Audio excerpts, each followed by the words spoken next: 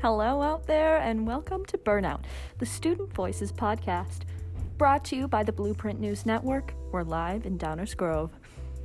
Today's broadcast brings insights from two highly involved and bright DGS students. Our focus today touches on the topic of burnout and why the pandemic has caused its flame to linger as we start the new year. DGS senior Samantha Wiggins is as involved as a student can get at South. Some of her extracurriculars involve competing with the speech team, acting with the drama club, PE leading, and figure skating outside of school. After a year of activities over Zoom, she shares how burnout has caught up to her as her activities begin to pick up speed once again. I think at the beginning of the pandemic, a lot of us didn't really know what was going on, and the magnitude of it hadn't really hit yet. So it was just kind of nice to do all my homework and all my classes in my bed. I, last year, was on the speech team and did musical theater and regular theater, and doing all of that in a new format over Zoom was so tiring and not nearly as fun as it used to be. Doing it in person again is so much more fun, and it kind of brought my energy and my drive for it back.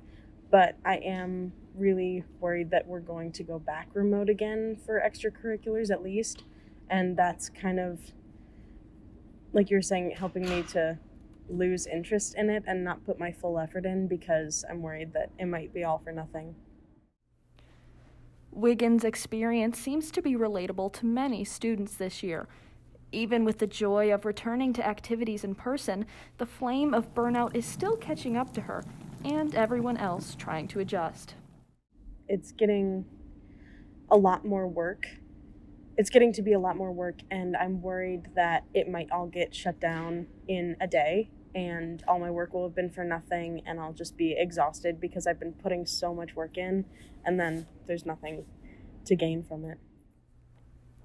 DGS senior Maya Santos has a similar experience, but shares her struggles from an academic point of view. Santos is currently enrolled in 4 AP classes this semester, alongside her extracurriculars. Her story tells us a little more about the sudden jump to school-wide in-person learning. For AP classes, they can't really, reteach a lot of the stuff, so I guess it's kind of expected. Because in all my classes, we are going very fast-paced, and the stuff I missed out last year, they kind of just glossed over. Unfortunately, Santos's experience isn't a unique one. Students across DGS, no matter the classes they take, are experiencing the rocky transition to fully in-person learning and facing the burnout it brings. I want a nice GPA, which is a really bad thing to say because numbers are not everything, but that really is my only motivation. Burnout for students this year has been immense, even with the return to a normal school year. It's difficult for students to stay motivated with the lack of consideration and few adjustments made to their learning environments. As the semester continues and students face more ups and downs, it's safe to say that DGS and schools across the country need to open their ears to the voices of students and prevent this painful burnout from becoming a trend.